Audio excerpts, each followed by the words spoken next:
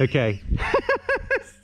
Let me ask you this. In a race, what's more important? Top speed or handling? G'day, Stu from UAVfutures here, and this is a bit of a whoop shootout video. Recently, we checked out the world's fastest micro whoop, the Hummingbird. This thing is an absolute weapon. However, we also have some other whoops on the market, and this brand new contender might be a serious solid choice, and believe it or not, maybe beat some of these faster crafts in a race.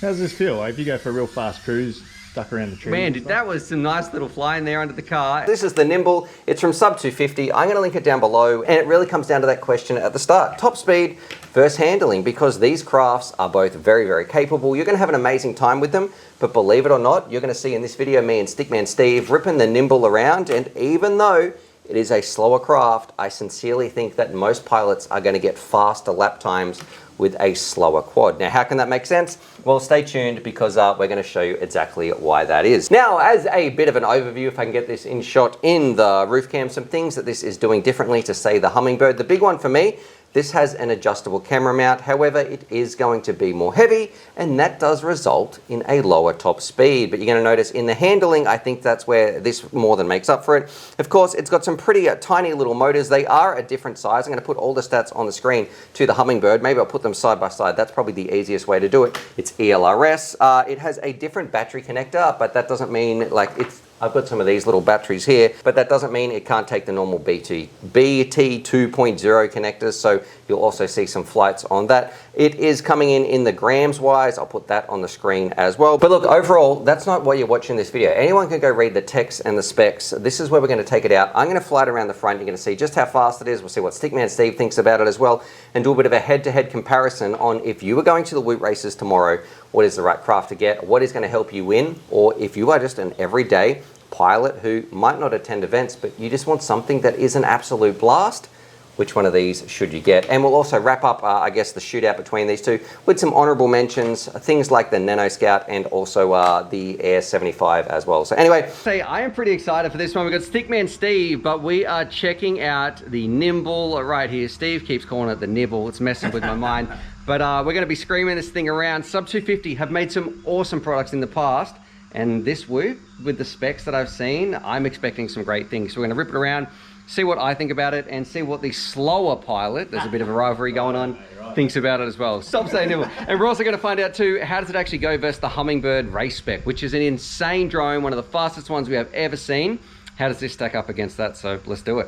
So we do have a little bit more camera protection in this one, and it is a little bit heavier as well. So I think this is like 20 grams or something versus the racespec was about 16 or something insane. So let's give it. Man, the camera, I have to say, I feel like it looks better. Like the colors look nicer than the other one. It is a pretty sunny day, and the grade has been raining an awful lot, but let's go for a rip. We are armed. All right, we're gonna do a punch out just here. Gets up. There it is. Go for a little spin. Now, of course, these are mainly suited for indoor. Mainly suited, I guess, for like whoop races, mainly inside. But that doesn't mean you can't have an awesome time with it outside. It is very easy to control. Did I set up some other modes here? Let me find that out. Okay, I'm in angle mode right now. So a lot of whoop pilots do fly around in angle mode. See what it's like indoors. Oh, the camera is handling that dynamic range a lot better than the Hummingbird. And I think too, like the power levels, I'm gonna have to double check this. It says 250. I don't know if that's accurate. I'll put some stats on the screen as well. Careful, Charlie doesn't give it a nibble, mate. Yeah, the nibble of the Nimble. The dog is, we put the dog in the studio right here. Hey, Charlie.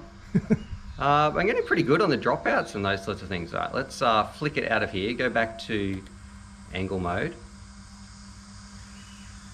And I think the flight times are significantly better though than the Hummingbird, because the Hummingbird was insane, right?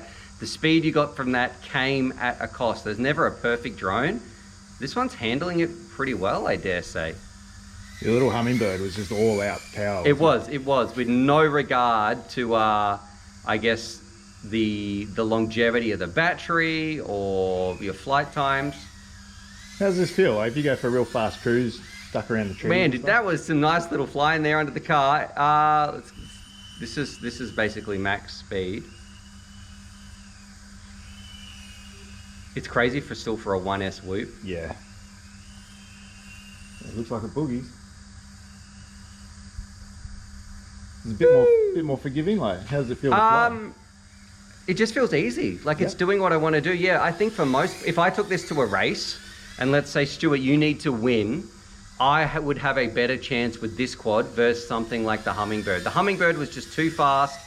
And if you are one of those top 0.1% of pilots, you're probably going to do better with the Hummingbird. But for me, and my slow old man piloting skills, this is going to be better. So for you, Steve, as someone who's even slower, see what I did there? Yeah, I think you're going to quite like this. Much better flight times though too. That's a big plus. All right, I'm going to bring it in. Whoa. I wasn't paying attention. Let me crash to flip switch. I didn't flick that, did I? Oh, I did. Yeah. I must have flicked it when I was trying to find angle mode before. All right.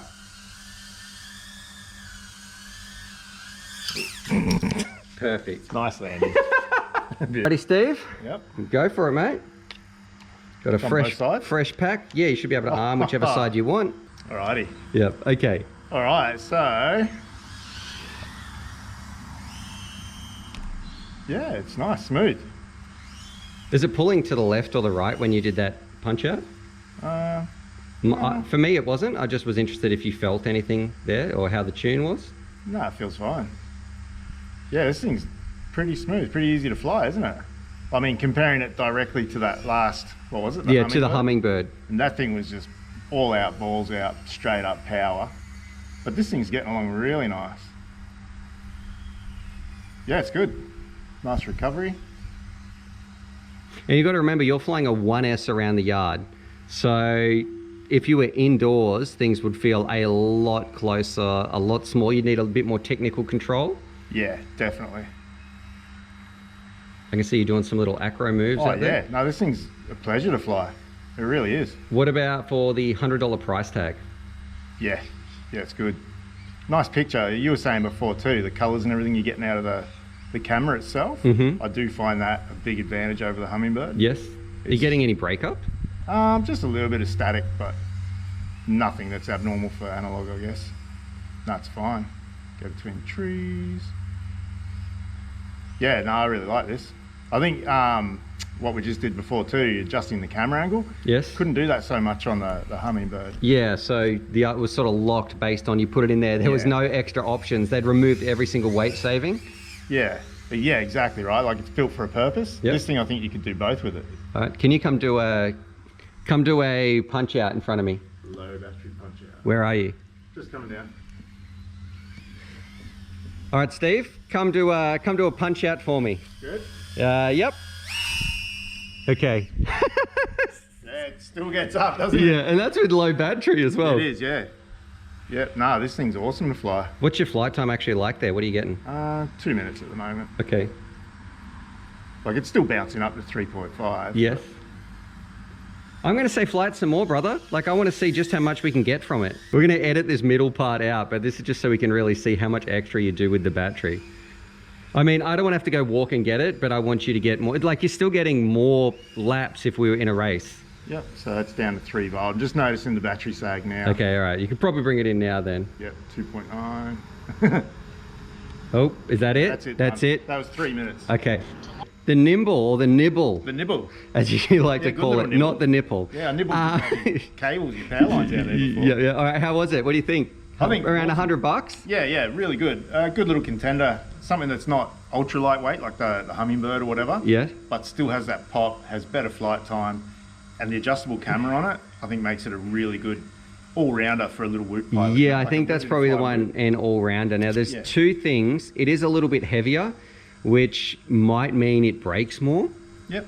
But it has a little bit more protection. It does, yeah. As well. So it's maybe like a catch-22. Yeah. And then the other part, if you went to a whoop race tomorrow and you're trying to win, right? This is your skills.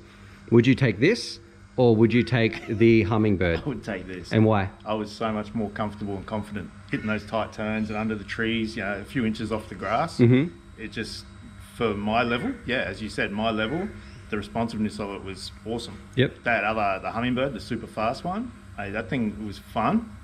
But I think I would get around more steadily, consistently with something like this. You know what I mean? At my level. Yes. Definitely. Yeah. I'd say that's for like 90% of the pilots. I mean, there's going to be some people who kid themselves and they think they're going to be the ones to make the difference. You're not. It's probably not you. Unless you're like Neon FPV or someone, most pilots, I think, would get better results with this. Yeah, 100%. Versus the fast one. Plus, better flight times and the camera for me. Yeah, it was a better picture. Yep. It was a much better picture. More powerful VTX as well. Yeah, well, that's what I got to double check. All right, so the big question, which one of these should you get? Now, if you are after just crazy speed, and I mean like flatline speed, nothing is going to come close to the Hummingbird. This thing, especially the race spec, it will blow your mind. However, and this is my recommendation for most pilots out there, if I went to a woot race tomorrow with my skills being at the level that I'm at, the handling of this is going to make up for that. I'm going to get, I believe, faster lap times with this craft. It just handles better. I like how I can adjust the camera angle based on my skills. Where this is just balls to the walls, absolute insanity, this is going to handle and suit my flying style a lot better. The adjustable camera mount, it is also a little bit heavier. Now, is that a good thing? With that weight, it is going to come those lower top speeds, but also when it comes to crashing, it's a bit of a catch-22. It's going to have a stronger frame and it is better protected with the components, but there's less inertia when you are crashing, so maybe little quads like this one will hold up a little bit better. I've had no issues with mine, and I have to say, if you are just cruising around in the house, wanting to have fun, in the office, at like wherever you're going to be, even taking this thing outside, you're going to get also better flight times with the NIMBLE65. So if I had to choose one in this shootout between these two, this is like pure technical marvel watching it how fast it goes with the Hummingbird. But for everyday woot flying and even taking it to races, this is going to tick more boxes than the Hummingbird for me. Now, and a couple of people are also going to say, what about like super durability? I don't need to go to races. I want something to learn on. We also have a video. You can go watch that. This is of the nanoscout. I always get the names confused from Emax. This is significantly heavier. It uses some proprietary batteries, but it is still a great craft to fly around. And the one that I do need to mention though, as a bit of an honorable runner-up without my actually getting a hands-on experience, a lot of people are having some fun. I think it's like the Air 65 or 75, I don't know the exact name. I'll link that down below as well. A lot of people seem to bring that up when I talk about the Hummingbird as well. But as far as I'm concerned, big shout out to Sub 250. They've been absolutely crushing it when it comes to like just designing good drones that do exactly what I want them to do. The Nimble, it's great, and I guess I didn't show this off. It does have some bonus frames. Hang on. Here's one of the frames. I think they've got like pink and purple, but yeah, $4 for a frame. That's definitely good value as well. So another big plus for that. Anyway, go watch the Hummingbird review. That should be linked up here. And if you are still watching this, I'm going to say my Patreon's down below. It'd be greatly appreciated so we can make more of these videos. And if you've got some questions over this whoop or that, I'll try and answer them. Put them in the comments so we can find the right whoop for you.